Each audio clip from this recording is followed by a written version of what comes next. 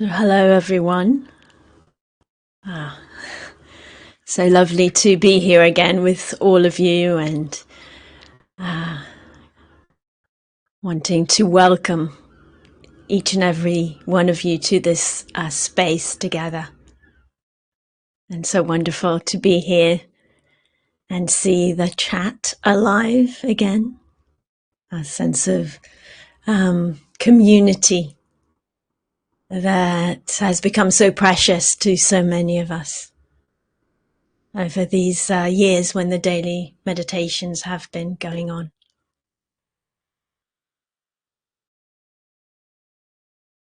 And so, yeah, here we are. Whether you're a regular into these sessions or this might be your first time or you haven't been here for a while, just a deep, wonderful, warm welcome to each of you, to all of you, as you are, as you're unfolding in this particular moment of experience. Yeah. And so I'm really glad to be here. And as always, our session together will include a short reflection on the theme of the week and then a practice together, which will be guided, followed by some time for questions.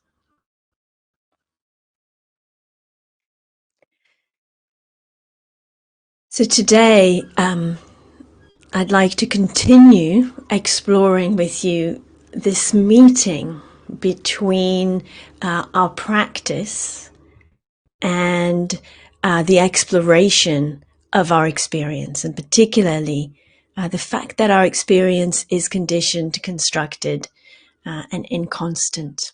Yeah. This is, as I said yesterday, this is an understanding that's at the heart of the Buddha's teachings, and it's also an understanding that we can continue and apply. There's not a finite point for it. Oh, yes, we get it. Now we put it to one side. We continue to apply it. Yeah.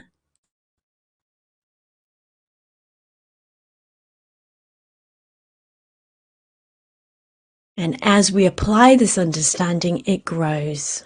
Yeah, it develops. It deepens. I also want to emphasize again today how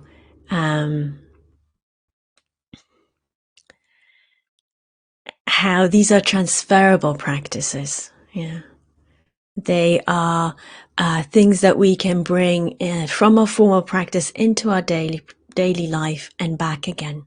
Yeah, mutually supportive, allowing the practice to be more continuous and more rich. And I see, I have to confess, one thing for me is keeping an eye on the chat while also staying in touch with the teaching internally. Yeah, that's a place where we can see that transferability of skills. Yeah, it's conditioned. Yeah, it's constructed. It's inconstant. Yeah. And so I see the comment there from Adil. Yes, I know the session stopped in the middle of me even reading out your question, let alone answering it. And so if you can bring it in again today, that would be really useful. Really useful. That was unintentional and hopefully will not happen today. But it's an opportunity for practice. It certainly was for me. Right? In the way that we've been practicing together. Oh, in the middle of reading the question and suddenly it's over, and being left with that sense of, my question wasn't responded to for you or for others, and I didn't get to do that. And then how do I meet that experience? Yeah? You see, it's so interesting and it's so rich. Yeah? How do I meet that? That knowing that experience is conditioned, constructed, and constant by so many things, including how I'm relating in the moment. And the reminder with that there's always something we can do, and we're going to keep exploring that today. We can pause the momentum, as we did yesterday, maybe the momentum of agitation, the momentum of building up stress and distress. And we can play with how we pay attention. Not just what we're paying attention to, but how. How we pay attention. So that's really something that we can do. And, part of that is doing, I hope you don't mind that I'm using this as an example, of saying, okay, can we address it? Yeah. So I addressed it from my end. You're addressing it now from your end. That happened. And how can we address it? That's part of what we do. And another is, how can I kind of let go of unnecessary dukkha, unnecessary distress and ill-being right now in this moment. So yesterday we were emphasizing that quality of pausing, that intention, we can say, of pausing, just pausing the momentum of habit that just flows through, flows through, so that we can notice what we notice, and notice what's here,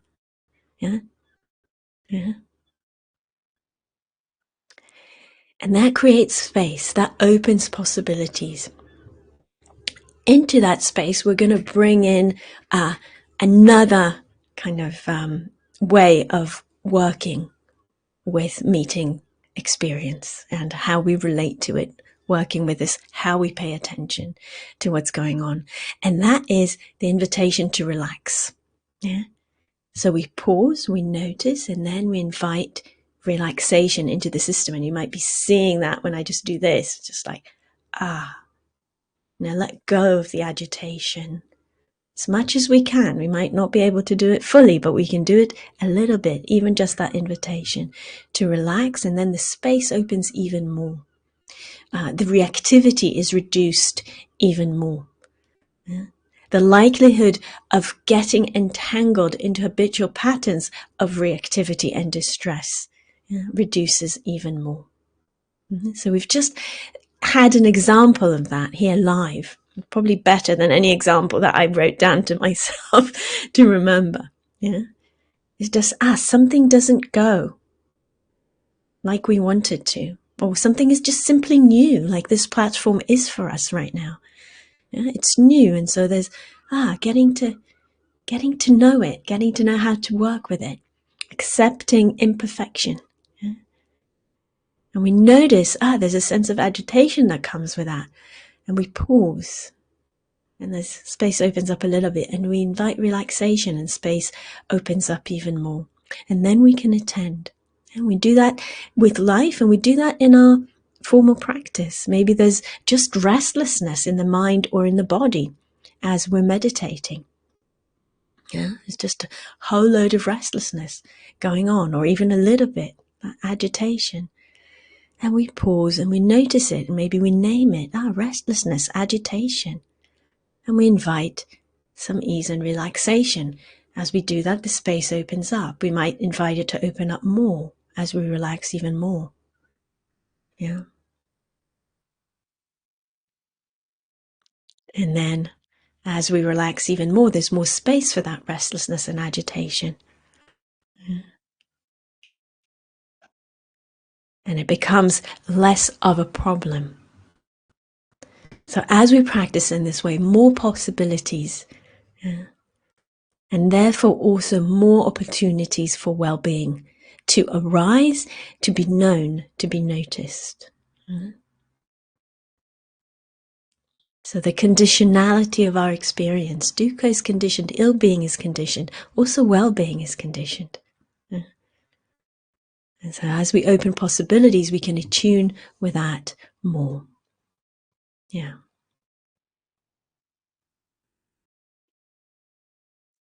So let's practice together with that in heart and mind. That sense of possibility, that sense of kind of putting these light touch intentions into how we meet our experience moment to moment, with the knowledge, with the understanding we're practicing something here that is then transferable. That's then transferable, and we can bring into other areas of our lives.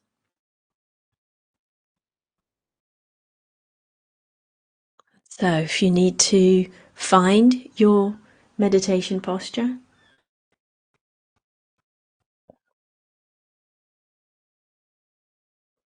or to adjust your meditation posture if you're already in it, then please do. Remembering we can practice in any posture. Yeah. They each have different flavors, but finding the one that is appropriate to the body, heart, and mind right now. There's a general guideline, usually, depending on your body, depending on conditions. Uprightness is helpful, ease is helpful. But for any reason you need to lie down, then when you can't be upright, then a sense of alignment in the back and the spine is really helpful. So having the spine aligned straight, if you can, really helpful.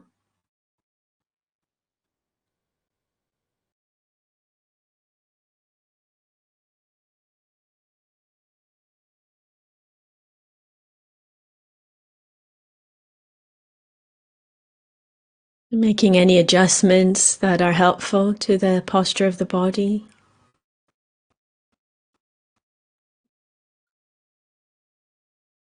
So that it's as supported, stable, balanced as possible.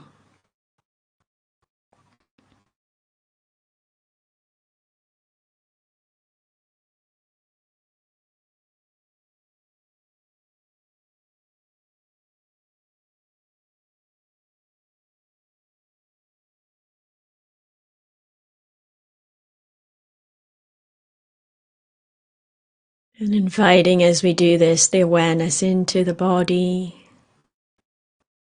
letting it flow into the body, settle into the body.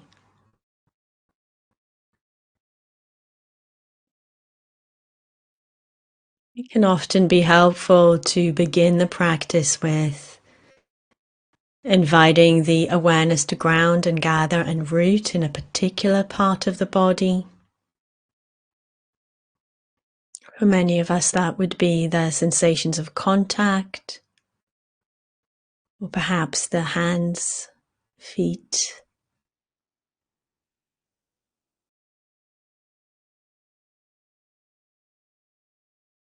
Gathering, rooting, collecting.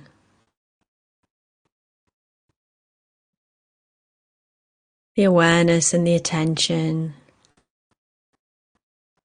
with the body sensations,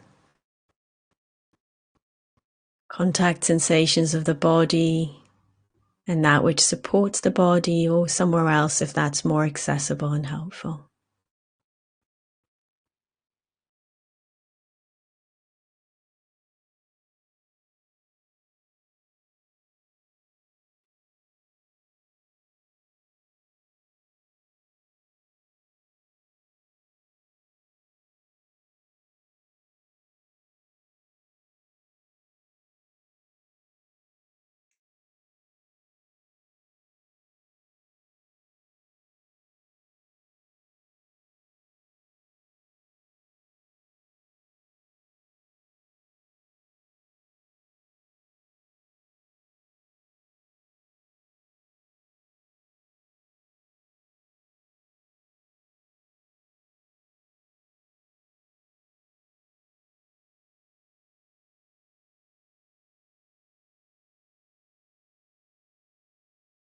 And from that rootedness, we're going to widen the awareness.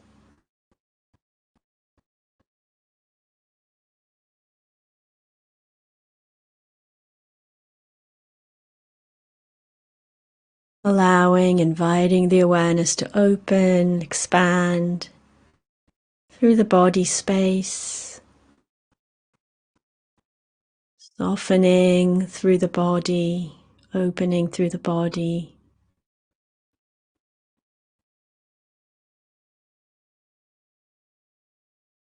Having a sense of the whole body.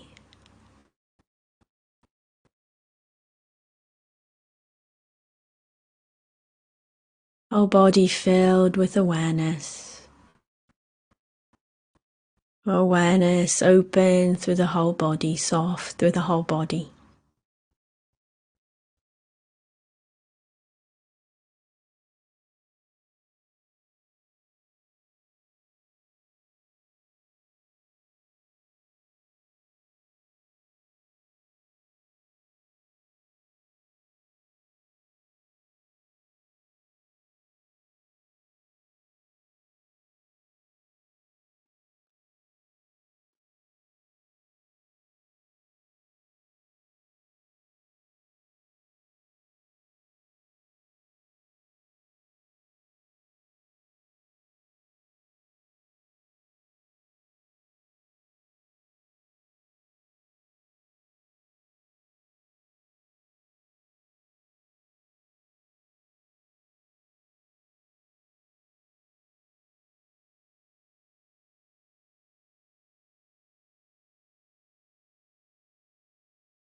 Remembering our intention of practice as an act of kindness, of goodness in the world. Letting that intention resonate, be felt in awareness.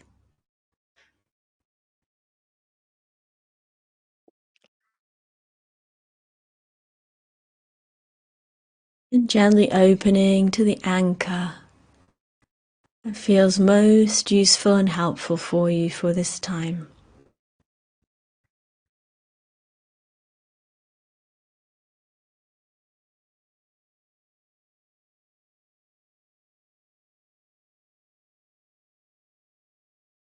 Might be the breath, the body, or it might be sounds. Just noticing, feeling what would be the most helpful anchor for this period and choosing that for this session. Possible the awareness stays wide as we attend. So you might feel the breath or the sound moving through the space of awareness in the body.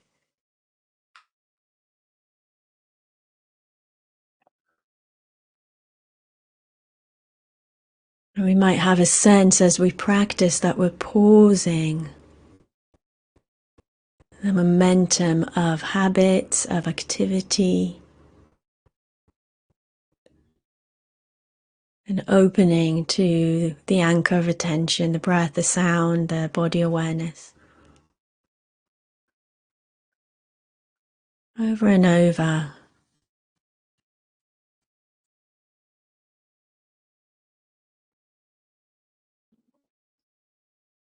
And as you pause and notice, also inviting a sense of relaxation to the body and the mind.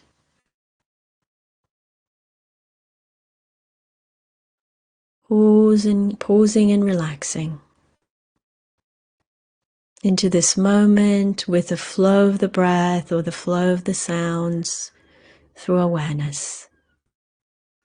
This will be our practice today. And we'll explore it in silence for a while.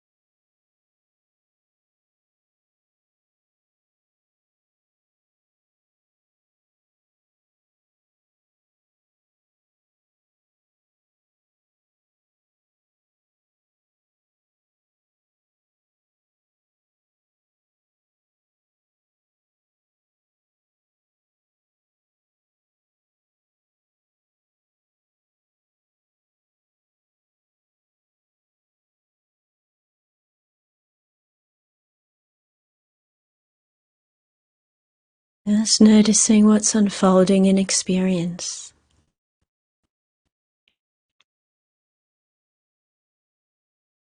Pausing to notice what's unfolding in this moment. Is attention going back to habits?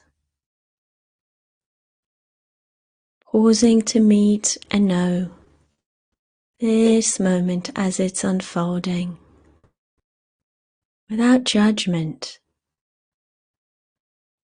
letting the momentum of habit decrease by itself, just through the pause. Inviting the body, heart and mind to relax with this moment of experience, whatever it is. Just letting go of any unnecessary tension. Might not be all tension, but some degree. Feeling the space increase and soften as you do this. We can respond this way, relate this way to anything. Also to distractions or discomforts. Pausing to notice and acknowledge. Inviting the body, heart and mind to relax. Softening.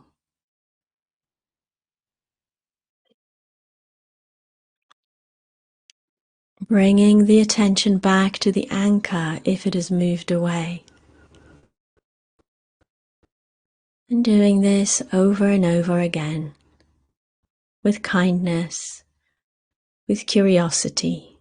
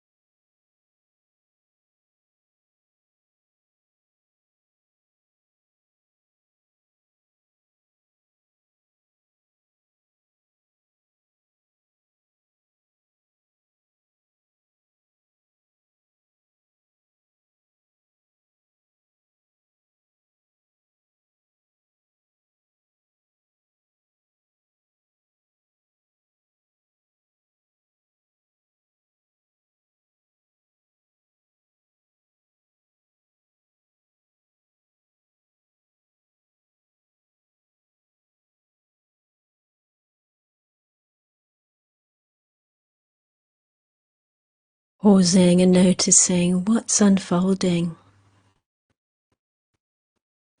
Again and again, relaxing with what is arising. If needed, coming back to the anchor of attention with freshness and energy.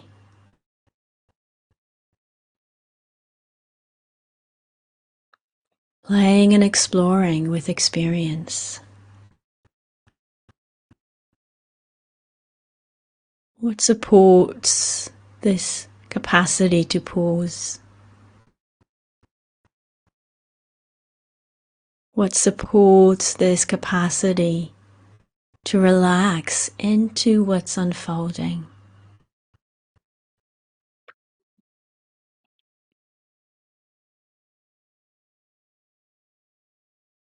Let's continue to explore.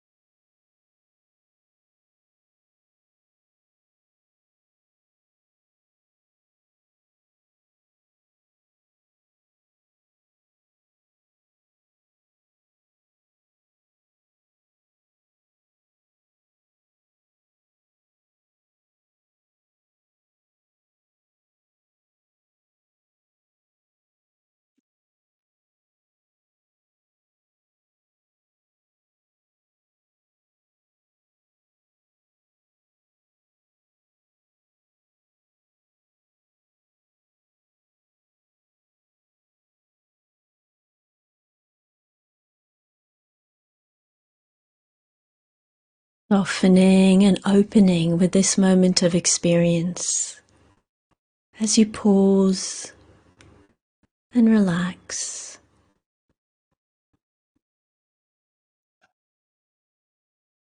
Seeing if it's possible to gather intention, to gather attention for the last few minutes of this practice together.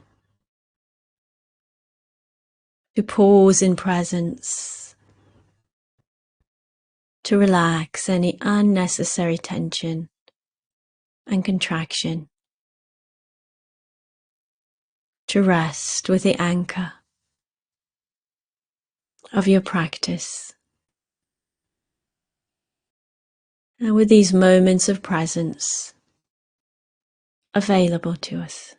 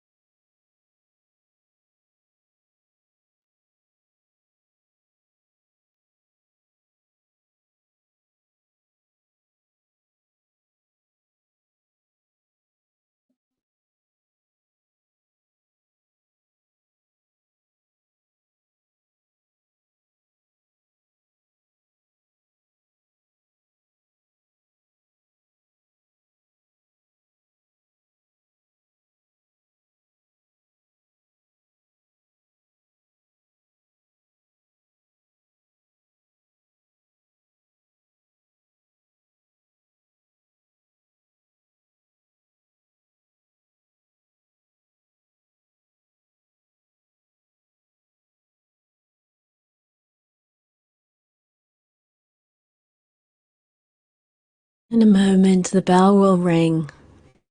That too, an opportunity for wakefulness and interest. And we pause and relax with that changing of conditions. Let's see.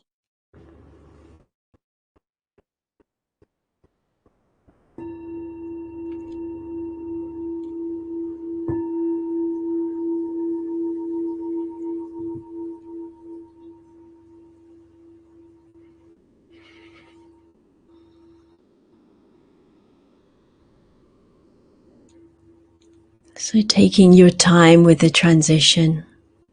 No need to rush. Staying interested. Staying present and alive. As one form of practice seemingly ends and another way of attending to experience opens up with more contact to the senses. And I really want to invite us today, if you like, of course, it's an invitation to see how we can bring this into the day. Yeah?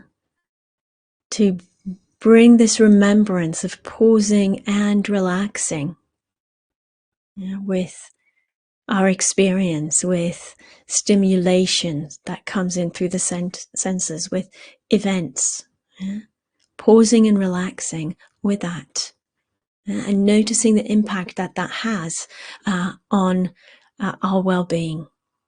Yes, it may be, the phone rings and we pause and relax before or as we respond.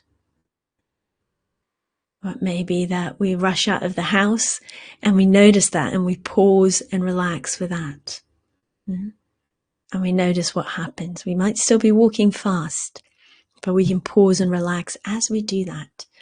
And just noticing the impact, noticing what it reveals about conditionality and about possibilities for well-being for us. So before we open to questions, which we'll do in a moment, and I'll explain how that will work with the new platform, I just want to say a few words about dana practice. As we know, by being here, these sessions are offered completely in the spirit of dana. They're freely offered, and we have the invitation to participate by offering our financial support to Sangha Live, for the platform, for the work that happens behind the scenes to make this possible. And this week also offering dana to me for the teachings. But I really want to encourage us to do this as a practice. Yeah. So Caroline will put the link to the donation page, the dana page. It's just gone in the chat now. And really bringing a sense of practice to this. Yeah. Reflecting, feeling what comes up, what happens when I pause and relax as I'm contemplating.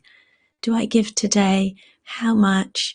What's appropriate? Staying present, bringing that through as a practice, and if possible, feeling the joy that is there when we participate in supporting something that is precious and valuable to us. Yeah. So thank you.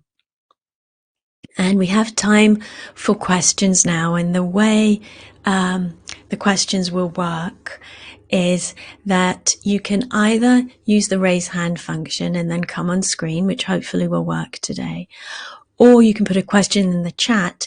If you do that, then please begin with writing question in capital letters so that I can pick it up. And when I see, just to say, when I see a question coming in, I will pause, even if I'm in the middle of responding to another question, to copy it and paste it onto a document that I have, just so that I can refer to the questions later. Otherwise, they disappear in the chat, and it's quite difficult for me to get back to them. So I will pause and do that, and it'll be an opportunity for you to pause and, open, relax with whatever is arising for you, as that's going on. And I think this whole process of getting used to a new platform is a real opportunity of practice for all of us. So yeah, let's see if there's any questions. Everything is welcome. It can be about the practice today, yesterday, the reflections. It can be about other things related to your practice. It's all really welcome.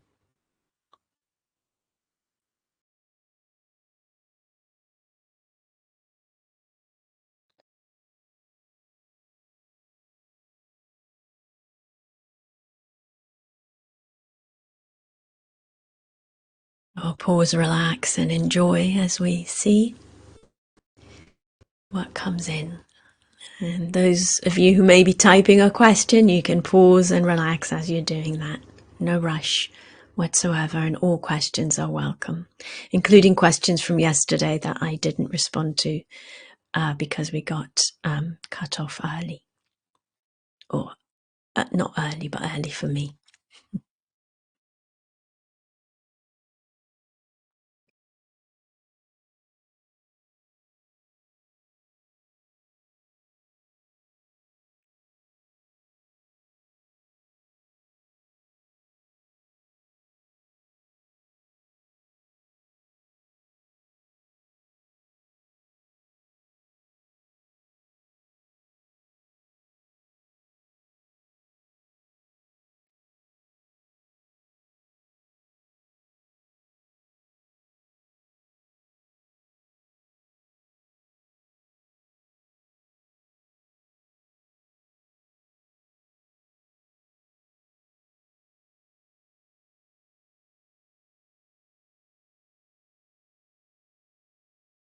Okay.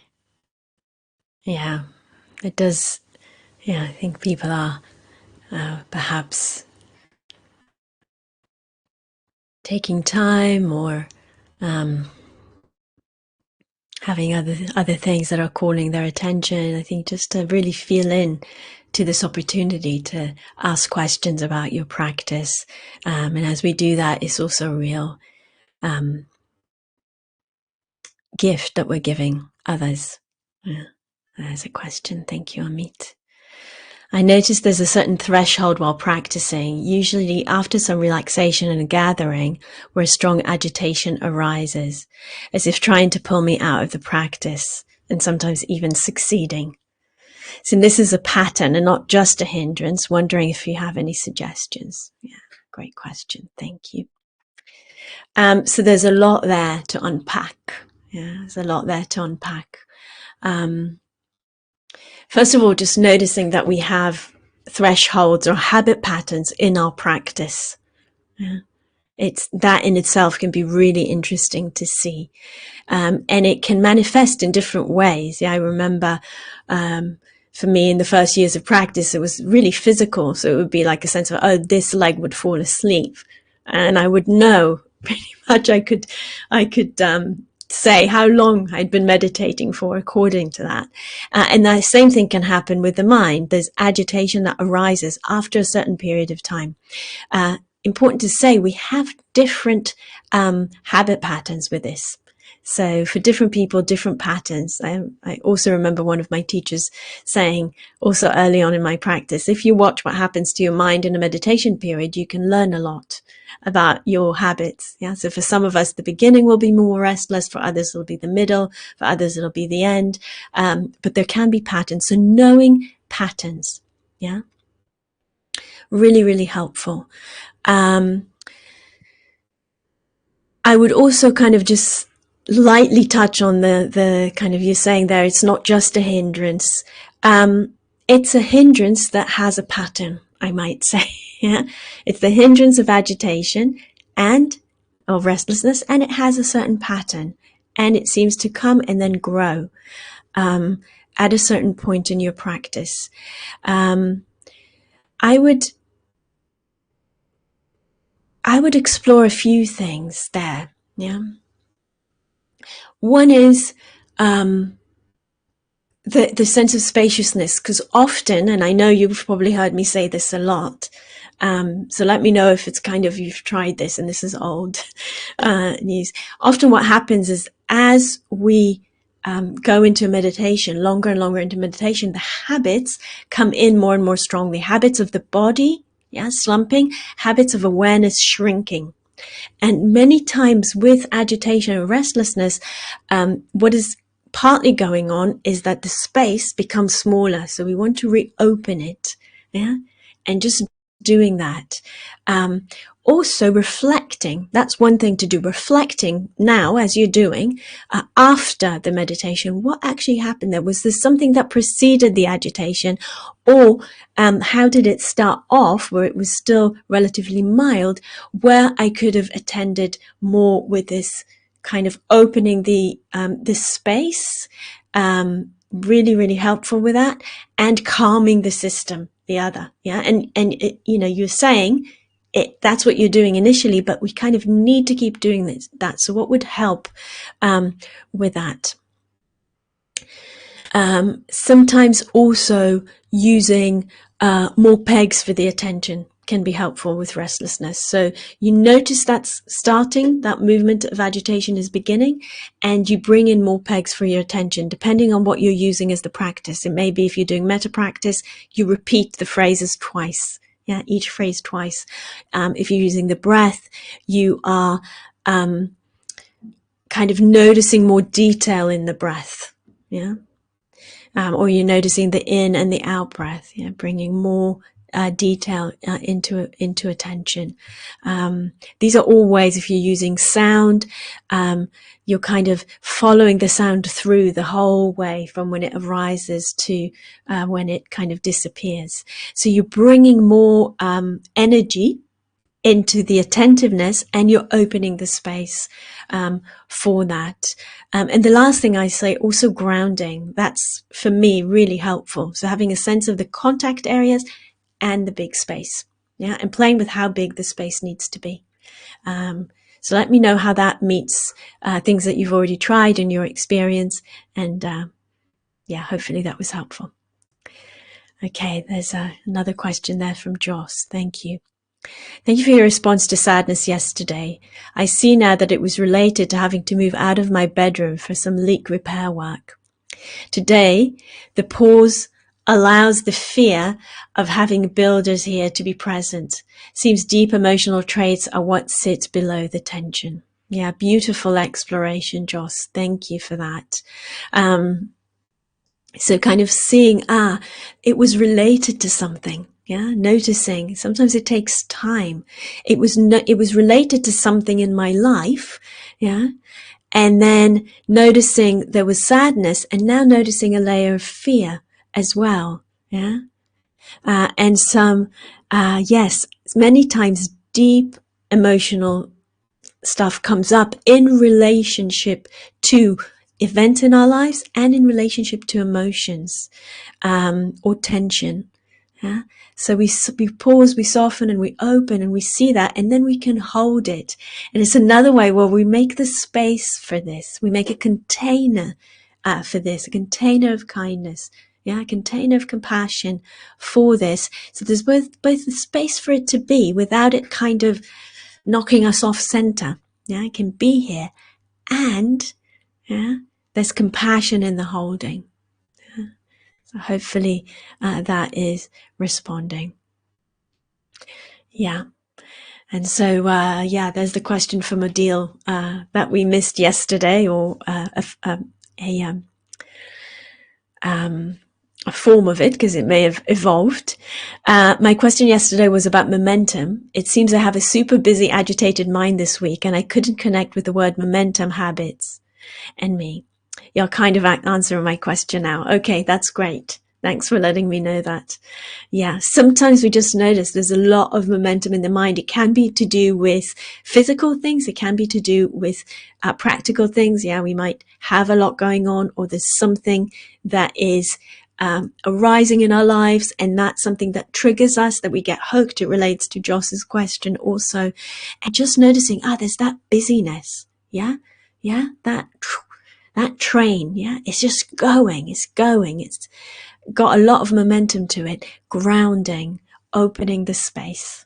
Yeah, not making the pausing and the noticing too limited, yeah, too narrow, but actually remembering we can open, we can ground, we can bring compassion to meet. Yeah, and that also relates to what Patricia shared there. Yeah. Okay, there's another question there. I'm dealing with a lot of receptivity related to my son right now. Maybe reactivity, obsessing about a situation that he's going through. It feels as if my long-standing meditation practice doesn't seem to be working, and I find it hard to maintain ground. This is quite a common theme around my children. So I'm also dealing with disappointment about how I'm reacting. Could you offer some thoughts and reflections on this? Thank you for that, Leonora. Yes. So, a lot there again. Thank you all for these wonderful questions. How we frame something really impacts on how it's shaped. And so here, first of all, just as you're doing a lot of insight and acknowledging that insight, when it comes to my children, I get pulled into reactivity. I can get pulled into agitation. That's one thing. Why? Because I really care. Yeah. Why? Because I really care, and I want the best for them. Yeah? And I want to protect them from unnecessary suffering, from any suffering probably. Yeah. So we pause and we reflect on that, and we put it there. We acknowledge it. And if you can, yeah, here's the practice. Yeah, if you can, align, come back more to the sense of care and love for your children and that intention to protect them, then kind of giving attention to the momentum about how am I going to stop this particular thing happening, or how am I going to control it to happen in this particular way and not in that way. Yeah, so we come back to that love, that compassion, which actually then also nourishes us. Yeah, so that's one part of your question that I want to attend to. And this is something we can do, also relates to what Joss shared. Yeah, coming back with that tension and the kind of feeling disturbed by something to the sense of care for ourselves. Yeah, that can support us to get into the compassion and the metta. The other thing that's going on here is the judgment around my meditation practice. Yeah, if I'm finding something triggering, yeah, or if I'm finding something challenging, yeah, that means, yeah, I'm just reframing what you say. I'm just re-saying what I hear you say, hopefully accurately. That means that my meditation practice is not good enough. And then I feel disappointment in myself and in my practice. I feel doubt. I feel judgment. Yeah. So reframing again. We have no control about the circumstances that will come in our lives and challenge us. Yeah, we have no control over that. We can reframe things and say, okay, this is not a failure of my practice. It's another opportunity to grow in an area that is challenging. So this is a stretch. Yeah, this is a place of development. Yeah, and we see that edge, that uphill. Yeah, it's an area of growth. It's an area of development. And yes, I'm not perfect. I haven't got all the answers. I can't stay calm and collected necessarily. And I can't even connect to the resources of my practice right now, partly probably because I'm judging myself for even feeling this way. Yeah, of being perturbed, of being off balance. Yeah, that's going on. Can I hold that? Can I bring compassion and tenderness to hold that? That kind of sense of overwhelm. Can I align with love and care for others, children in this case? And can I frame this not as a failure, but as an opportunity for growth? Yeah. So, hopefully that responds to you, Leonora. And, life isn't easy. It's not. We would like it to be, and that's a beautiful aspiration, but we have no control over what comes our way. And we can meet it with skill, also with compassion, and with this possibility to reframe in a way that is helpful. Yeah, that is onward leading, to quote the Buddha. So yes, thank you everyone. Finishing on time. Thank you for your practice. Thank you for your questioning. The listening, the presence, the patience as we find our way together with this new way of connecting. Blessings. Go well. May the practice support you through the day. And I will see you tomorrow.